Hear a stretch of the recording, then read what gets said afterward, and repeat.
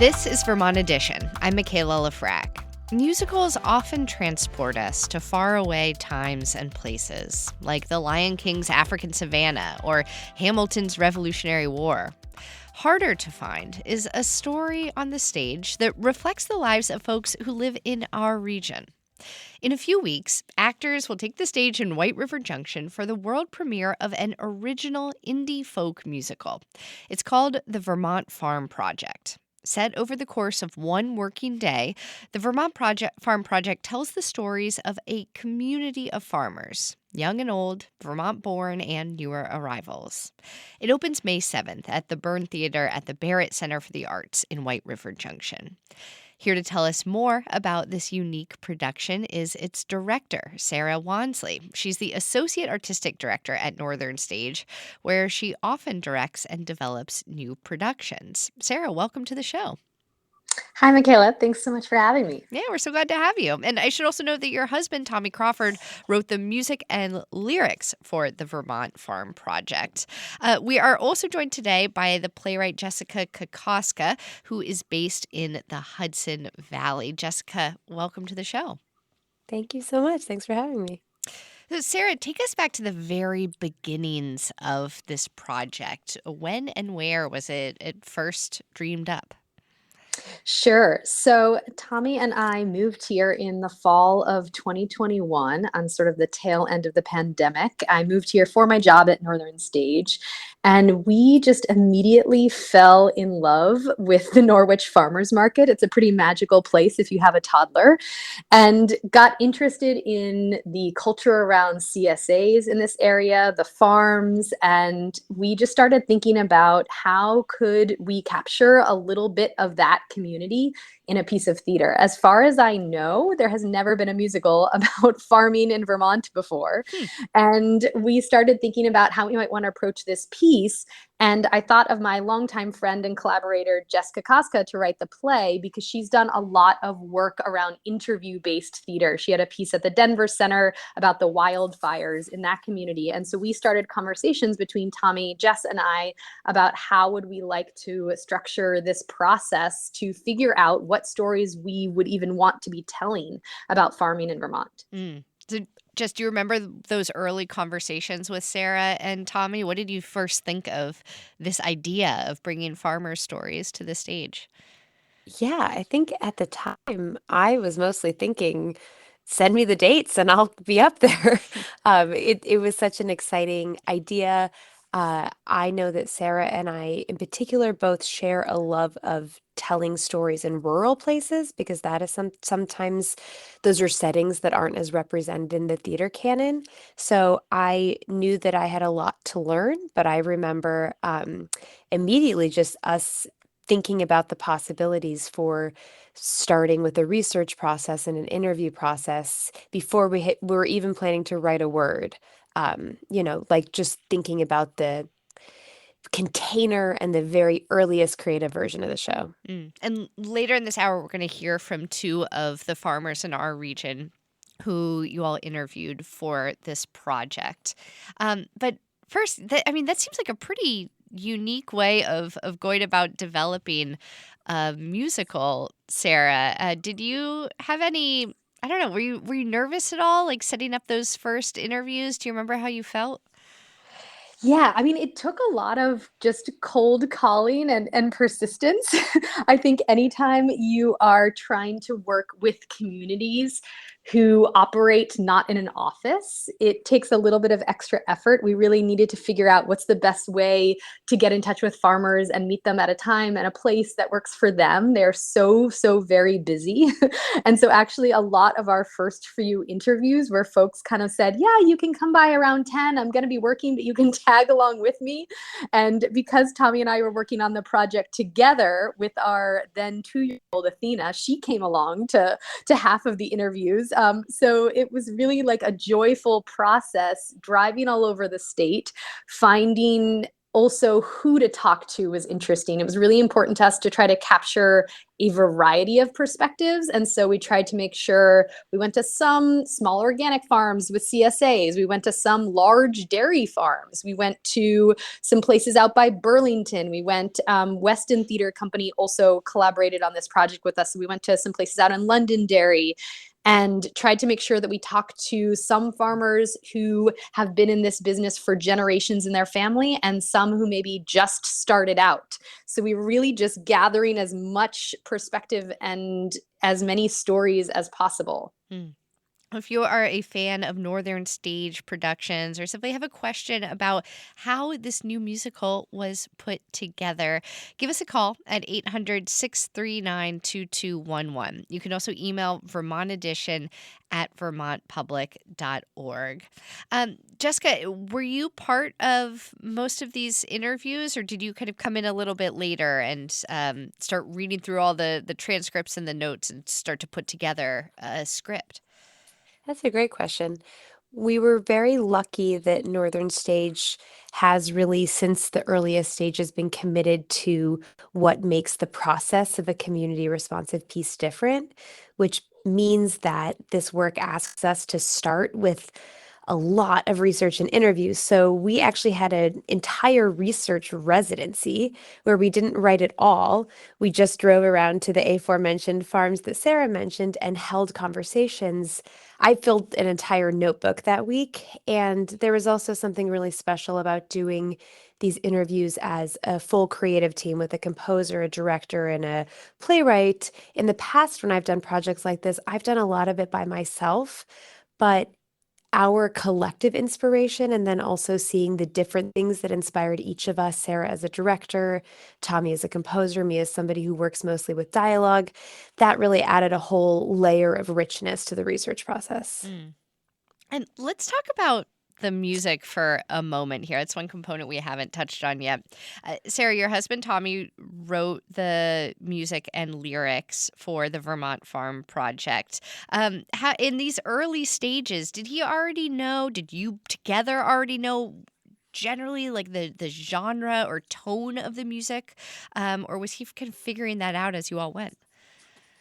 I would say that idea of it being a actor, musician, folk inspired musical was with us right from the start. And I think that's partially the style of music that is closest to home for Tommy. He plays at all the farmers markets and jams with a lot of other local folk musicians. And that was part of the community we were really falling in love with.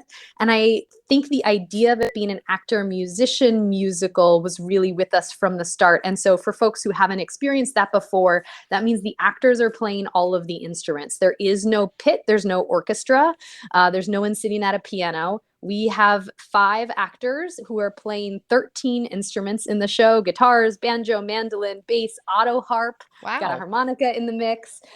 So it is truly a sound that I think will, at one hand, be familiar. I think anyone who has spent time in our community has heard the richness of the folk tradition, and yet also is fully original. I would describe the style of the music as a halfway in between folk music and musical theater. So we are moving the story forward with the lyrics, but there are also space for breath and poetry that the folk music gives us. Mm. Well, we have a clip of the musical's opening number that we're going to play. But first, Sarah, is there anything you'd like to say about this song in particular before we roll the tape? Yeah, so this song, Morning Milking, starts the show, and it's about our older farmer, Glenn, sitting down in his barn and just having a peaceful moment of recalling his family's history before the morning is interrupted by the chaos of the farm. All right, let's take a listen. I can hear my father whispering, and the cows look to me as they did to him. Day is breaking, earth is waking up. Cows need milking, pigs need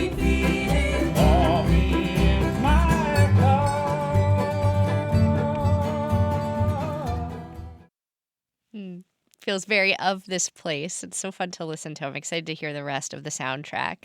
If you are just joining us, we are discussing the Vermont Farm Project, a new musical based on years of interviews with farmers in our region. It's premiering at Northern Stage next month. Playwright Jessica Kahkoska, when you started to think about how this story would be structured and the key characters that you wanted to develop alongside Sarah and Tommy. Tell us about some of those voices. Who are the folks whose stories we will learn in this production? Absolutely. The characters in our show are all original characters, right? Nobody is directly somebody that we talk to, but they are deeply inspired by our research conversations. And the word that we use in theater is a composite character, where, for example, we have a couple in our play. Their names are Matt and Kenza, and they are millennial farmers, and they are representative of the demographic that we spoke to, where these are people, in their early 30s or mid 30s, and they don't come from generational wealth and they don't come from a generational farming background, but they are trying to break in and, grapple with the logistics and the economics of what it looks like to be a farmer in 2025. So, when we were having interviews, we were discussing frequently what kinds of characters we were reacting to and how to incorporate as many different kinds of people as possible into this piece, because obviously, the farming community in Vermont and the types of farms are so diverse, and there's such a rich, array of people and farms to choose from, and we were lucky to speak with many of them. So we also incorporated something called doubling, which is where characters play more than one character. So that has actually allowed us to even include more people in this story than you would think with only 5 actors. Wow. And Sarah, tell us about some of the other characters. And there's farmers and also farm workers and migrant workers that play a role in this piece, yes? Yeah, one of the most important storylines for us actually is the story of the character we've named Gabriella. And she is a migrant worker who works on one of the larger dairy farms. She works in the maternity ward with all of the pregnant heifers. And she is someone who has come to Vermont to work and send money home to Mexico. And she is missing her son. Her son is back in Mexico. And her plot line during the day of the play is actually that she is offered an opportunity for a promotion and to stay at the farm for longer than she originally intended to. And so she's really wrestling with the question of, do I just make the money and move back home and support my family that way? Or do I consider actually bringing my family here and putting roots down in Vermont? Hmm. And of course, no work of art that is conceived of today can be divorced from the news of the day. So I wanted to ask you both about some recent Vermont news that I'm sure you saw on Monday afternoon. Federal agents detained 8 farm workers at a Franklin County dairy farm. And this marked the most significant worksite enforcement action in the state's recent history. And we also had a dairy specialist on the show on Monday, unrelated to that event, from the Agency of Agriculture, who was saying that farm workers have reported in recent months that they've been less likely to leave their farms because of fear and anxiety that something may happen to them with this rise in detentions and a change in immigration policy from the federal government. I'd love to hear from both of you how these current events that are affecting our region, particularly around the lives of migrant workers, how those might have made their way into this work. And Sarah, I'll start with you. Yeah, there's absolutely no doubt that the current events are completely changing the face of Vermont farming and therefore also this project.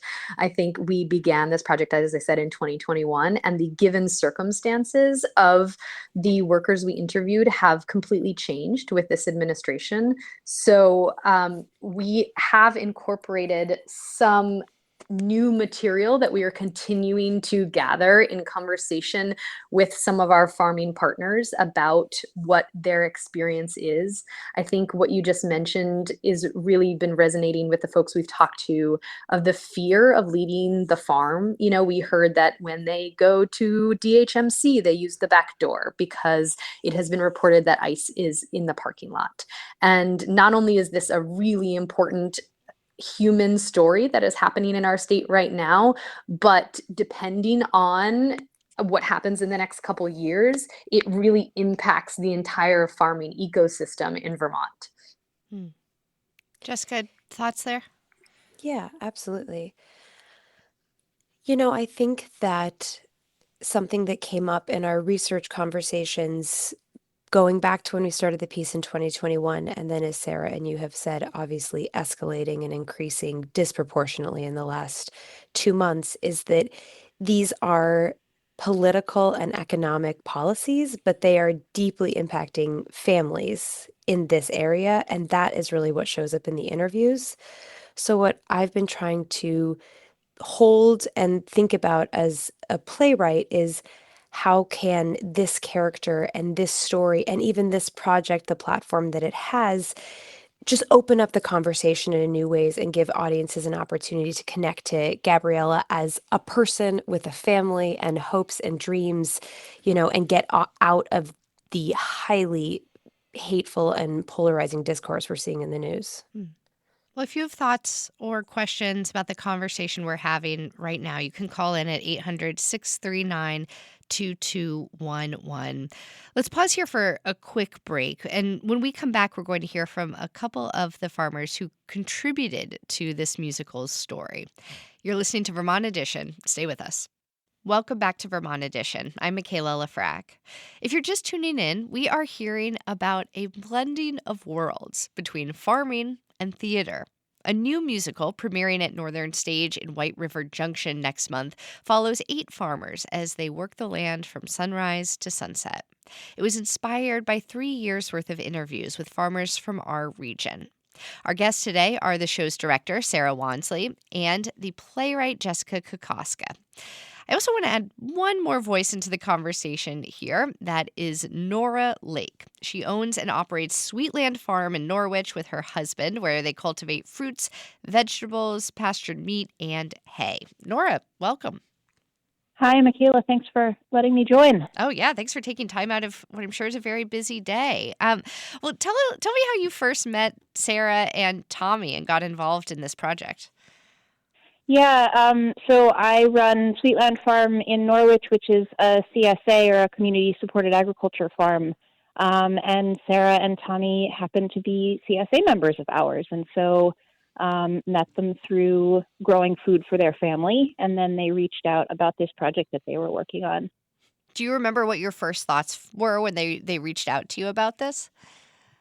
I am a closet musical dork, and so my first thoughts were, oh my gosh, a musical about a farm. This is my dream comes true.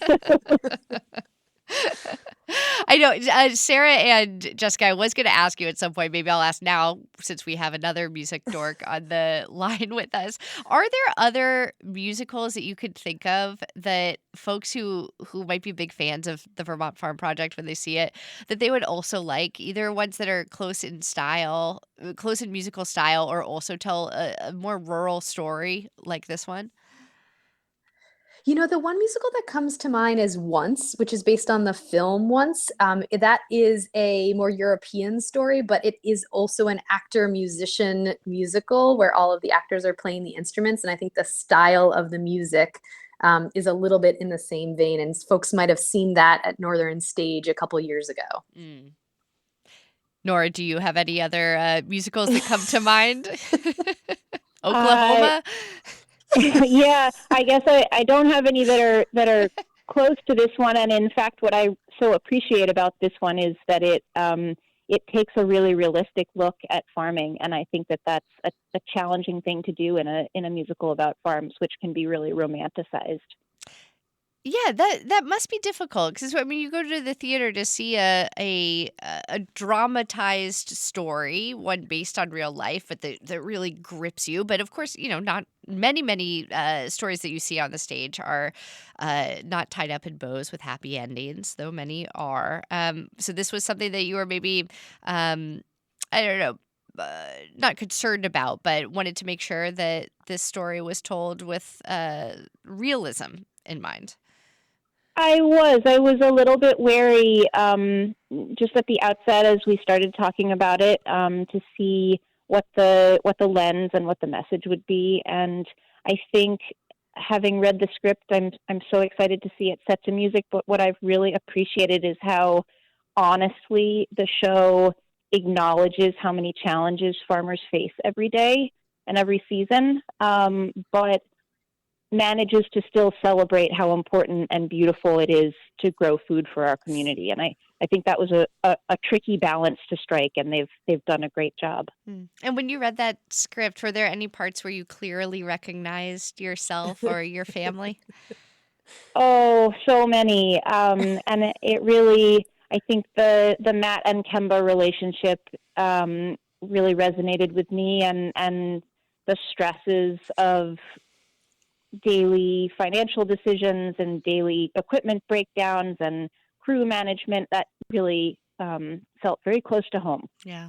Well, Sarah, Jessica, do either of you have anything you'd like to say to Nora while we have her on the line with us? Oh, just thank you. I mean, I actually emailed Nora like 2 days ago because we were working on a scene and I needed a farming activity that we could do. The character of Matt was preparing for a day of planting, and I was like, he should be like loading a bunch of seedlings in the truck. But if I ask my props department to build me like a whole truck bed full of seedlings, they will kill me. So I like emailed Nora late at night to just say like, what else could he be doing? What is an activity? And she gave me a great idea that he is soaking a tray of seedlings in a water and fish emulsion solution. And the props department said that we can do. So I mean, Nora's had a huge impact on this show, just sort of being our one of our great partners and research buddy. And I think we've learned so much about the cycle of farming because, as Nora mentioned, Tommy and I are members of her CSA, and she writes these beautiful newsletters every week that give you a little bit of a sneak peek, not just into what you're going to have for dinner that week, but like what's happening on the farm. And so those newsletters, in addition to our conversations, have really been just an incredible background for this piece. Nora Lake of Sweetland Farm in Norwich, thanks so much for calling in. Absolutely. Good luck. Thank you. We have one other person who contributed to the Vermont Farm Project on the line with us now, and that's Paco Mendoza Gomez. He's one of the farm workers that Jessica and Sarah and Tommy interviewed as they were developing this project for the stage. Paco, thanks so much for joining us. Yeah, that's a pleasure. Thanks for having me. Yeah, so tell us about when you first heard about this project. What were your thoughts? Well, the first I met them about maybe some 3 years ago through a professor at Vermont College. They introduced me with them, and when I met them in person, they explained me about the project. For me, it was so exciting. Like, okay, I can share my experience to be a worker in a dairy farm, and I don't know, it's like when I start learning more about the project was so interesting for me. And all this came true when they invited me for the first reading. And for me, it was so exciting. And I don't know, it's like, was a great job for me being the stage and all this experience, all this history about the farmer, the workers, the people around the farms was so beautiful. And Paco, this musical follows one day in the lives of a number of different farmers and workers. Could you tell us just a little bit about what a typical day in your life is like working on a farm here in Vermont? Yeah, sure. Well, It's like you need to wake up so early to be ready to see what's in the new day and check it out with the workers in the farm. And I am working in dairy farm. We need to look at the cows, how they are doing during the night, what they needed, what the workers needed to, and pay attention and what is the most important thing we need to be done in the day. But meanwhile, it's like every day is kind of different day, but you need to take time to enjoy the day. Doesn't matter if it's the winter, doesn't matter if it's the fall or spring. We take kind of a break to see how beautiful is the day and do the job, because we do the job we are so happy to work in the farm to provide food to the people, because we're so proud to be workers in the farm every day. And Paco, could you tell us a little bit about where you're from and why you came to Vermont? Yeah, I come from Mexico.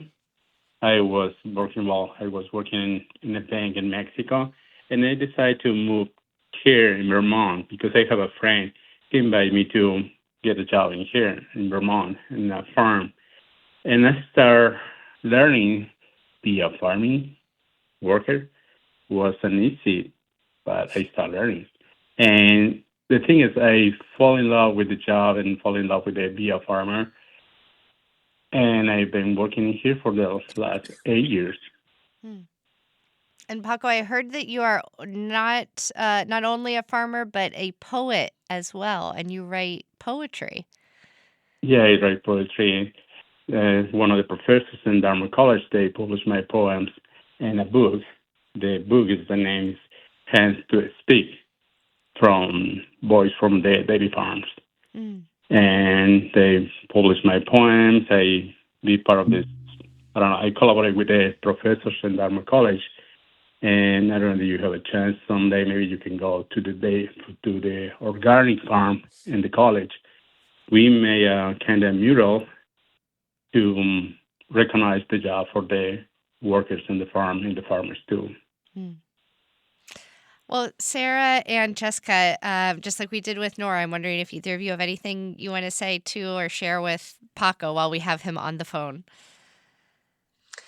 Just similarly, just want to thank him for his collaboration. As you mentioned, Michaela, Paco is a poet, and so there's actually a poem that Paco wrote in the piece. We were so moved by his work in our conversations that we wanted to find a place where actually the character of Gabriela shares a poem that Paco wrote about the experience of some of the farm workers feeling invisible and wanting to give voice to who is the person on the other side of the milk that you drink. And so, Paco, you've had such an incredible impact on our story. And in fact, our cast actually just went up to Paco's farm on Monday to meet some cows and talk to some folks. And Paco and one of his colleagues generously made some amazing food for them. And it's just been such an amazing welcome becoming friends with you.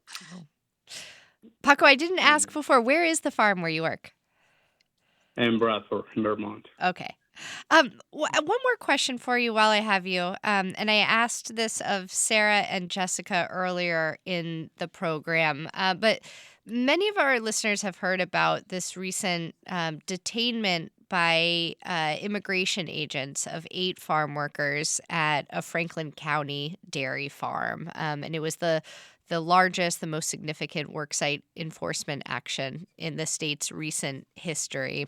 And we talked earlier about the effect that those types of actions are having on the culture of people who work at farms. And I was wondering if that's something that you and your fellow farm workers, or perhaps you and your family, have been talking about in recent days and weeks.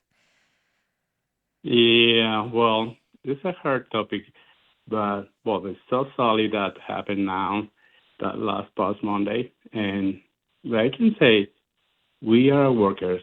We have the dreams, like everybody have a dream. We are human beings And we're so proud to work for the community. We contribute with the community. We contribute with the country. And just, I don't know, there's like a huge request, a huge apply. Please give me the chance to do the job and make these dreams true. And I can be part of the community too. Like we so thankful for the people who provide the work. We so thankful for the people around the state. Be friendly with us, and hopefully they understand how the dreams are for us so important because we provide a new life, a better life, and our family, where is the Mexico maybe, or maybe another country, but this give it a chance to do the job because we are doing the job right, well, and on time. Paco Mendoza Gomez, thank you so much for talking with us today. Yeah, thank you. Have a great day. You too. Bye. If you are just joining us, we are discussing a new musical at the Northern Stage in White River Junction called the Vermont Farm Project that tells the stories of farmers based on interviews with farmers in our region. Sarah, another, not to keep relating this back, a work of art to the news of the day, but as we have had a number of conversations on Vermont Edition this week alone about the lives of farmers in our region, I do want to ask about the news that we heard that 400 dairy farms in Vermont in the last 10 years have shut down, in large part due to economic strain. How does the realities of the difficulties of running a farm in our region come through in this work? Yeah, I would say over and over again in our conversations, we heard from farmers the math just doesn't work anymore. And what they mean by that, especially in the dairy industry, is milk prices are set. And the economics behind being able to have the land to support the cows, pay farm workers a living wage, handle all of the, things that can go awry in the season. There's a lot of unknowns. It is very, very hard to turn a profit or even break even in the dairy industry in Vermont. And so many of the conversations we had, there were farmers who either are at the end of their career as farmers and thinking about how to retire and wondering how they will pass on the farm. Will it go to another farm worker? Will it become not a farm? So that's one of the questions in the play. The characters of Kim and Glenn are thinking of heading towards retirement and considering a conservation easement on their land so that it would stay together as a farm. But I would also say that in all of the conversations we had with the farmers, despite these incredibly challenging economics, we found a great sense of resilience and a great sense of humor. We found ourselves laughing in almost all of the conversations we had with farmers. And I think Tommy and Jess have really tried to capture that as well in the piece. That I think for me, it's a play. Yes, it's a play about farming in Vermont and it's very specific. And it's also a play about getting up and working hard every day at something you really love, even when it doesn't make sense. And as a theater worker, I resonate with that very deeply. The economics of theater also don't work. So we shared a lot of similarities in just what it means to have something you're really passionate about that keeps you going every day. Mm. Well, Jess, as we get closer to this musical's premiere on May 7th, what's left in the process? Are we still making final tweaks? Oh, I will be making tweaks until everyone gets mad at me. It's part of the joy of a new work is that as a writer, you get to really be in the room for the process. So what makes rehearsals really exciting on a new work is that we are all discovering things about the piece every day. So it is constantly in flux.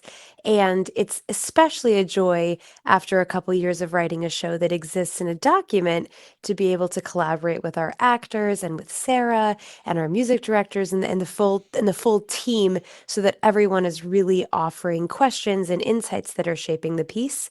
So it will be in flux until Sarah, as the boss, shuts it down, shuts the just down. All right, well, you got a couple weeks left. You got this. The Vermont Farm Project is an original indie folk musical premiering May 7th at the Byrne Theater at the Barrett Center for the Arts in White River Junction. Director Sarah Wansley, thank you so much for joining us today. Thank you, Michaela. And writer Jessica Kahkoska, thank you so much as well. Thank you so much. All right, we have to take one more quick break here. Coming up, we are going to hear from a poet from Vergennes who finds inspiration for her work in Vermont's landscape and the Vermont accent. It's the latest installment of our regular series marking National Poetry Month. That's in just a minute on Vermont Edition. Stay with us. Welcome back to Vermont Edition. I'm Michaela Lafrac. April is National Poetry Month. Every week on Vermont Edition in April, you'll hear from a poet in our region. Today, we are joined by Alexandria Hall. She lives in Los Angeles, but she has deep roots here. She grew up in Vergennes. Many of her poems reflect the daily life and language of rural Vermont. She's now a PhD candidate in literature and creative writing at the University of Southern California in LA. Her debut collection, Field Music, was published in 2020. She's also the founder and editor-in-chief of Tele Magazine, and co-host of the podcast You Shouldn't Let Poets Lie to You. Alexandria, welcome. Hi, thanks so much for having me. Yeah, we're so glad to have you. I got to say, I love the name of your podcast, and I need to know more about it.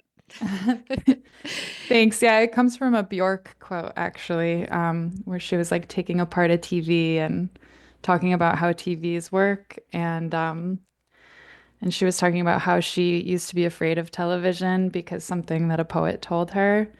And so her conclusion is after she realized that she doesn't need to be afraid of TV, she says, you shouldn't let poets lie to you. So tell us about growing up in Addison County. What was your upbringing like? Were you always a writer?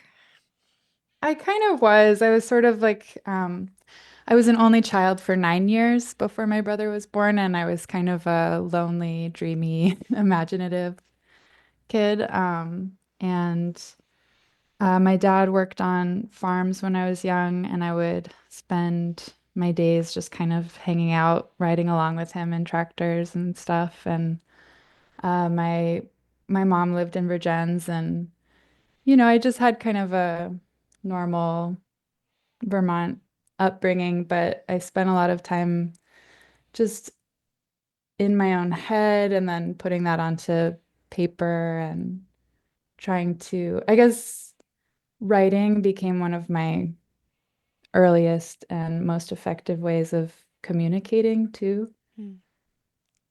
Did you have a teacher or another adult in your life who influenced you or gave you confidence in your own writing abilities? I did. My actually as early as my third and fourth grade teacher, Mrs. Brown at Vergennes Elementary, she really, I think, kind of saw my interest in poetry, and she would have us memorize poems to recite in front of the class, and she would give me extra little assignments to keep me busy and keep me writing, and I always really appreciated that. Well, I listened to an interview with you in which you said that the Vermont accent also influenced the way that you write. And I know you're also a musician too, so I'm sure you're very in tune with the musicality of the way people speak. What is it about the way that people in our region talk that catches your ear? Yeah, I'm interested in the human voice in general, and like you said, like the way it has a really musical quality to it. Um, and I think when people talk about poetry of place, they're often talking about landscape and things like that. But along with the landscape is the voices and the soundscapes that you're surrounded by. And so I think those voices and that way of speaking just has a way of resonating, the voices that you grew up with. And so for me, I think some kind of hallmarks of the Vermont accents that I grew up with are this sort of, there's the glottal stop, there's like this not always enunciating in a way that actually can lead to these productive misunderstandings or mishearings of things, which is something that I explored a bit in my book. Just, how misunderstanding something can lead you to a new idea or some kind of imaginative other way of experiencing the world. Um, and yeah, I think there is a particular musicality to it that stays with me. And um, it kind of, when you're tuning into that particular musicality, that cadence or the sonic similarities between certain words that tend to go together idiomatically or whatever, you can kind of get into a mode that's more like song than just purely speaking, and let sound sort of lead the sense, and the sense kind of reveals itself out of that. And just as like a practice for writing, I find that to be particularly productive. We're speaking with the poet Alexandria Hall for our National Poetry Month series. Alexandria, you've offered to read a poem for us. People Fall All the Time is its name. Before you read it, is there anything you'd like to say about it? I guess I would say that this is kind of exercising what I was just trying to articulate, so maybe this can do a better job of summing up what I was trying to say. Right, go ahead. People fall all the time. On the farm, there was a low music to it. The goats bleated, the cows bawled and bellowed, and below were the flats where the flames caught the neighbor boy's car hearts, and he learned every note. He howled and lowed. Accident happens casually. A branch breaks, and the body lands the wrong way. Snapping is easy. Find the beat. The body is what it was to be. Dad said hay is for horses. Dad said, hey, kiddo. Dad said, whoa now. He didn't buy a phone so he could lay low. He said manual labor. He said the fall as something you can take. He suffered a break in a lonely way. Low, hello, hi, hey, the words in the marrow, the sow and the mare, oh, what stays are the song and the crash of the tractor, the trash compactor, the machines full of love and the fields full of breaking, the fields where the light slips out. That's the poet Alexandria Hall reading a poem from her book Field Music, which was published in 2020. Now that you live in Los Angeles, which has a very different landscape and a very different light to it, do you find yourself still writing about Vermont? Do you still consider it home? I do, yeah. It's funny. I got my master's at NYU, and when I was in New York for a couple of years, I had a really hard time writing about New York while I was there. I was still just writing about Vermont all the time.